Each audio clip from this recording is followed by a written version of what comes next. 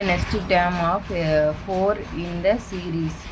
ஒரு சீரீஸ் கொடுத்துருக்காங்க 1, 1, 2, 8, 3, 27, 4 அப்டுன்னு கொடுத்துருக்காங்க. இந்த சீரீஸில் வந்து 4க்கு வந்து நெக்ஸ்ட்டு டேம் என்னன்னு கேட்டிருக்காங்க. ஃபஸ்ட்டு வந்து இந்த சீரீஸை வந்து நம்ம பார்க்கணும்.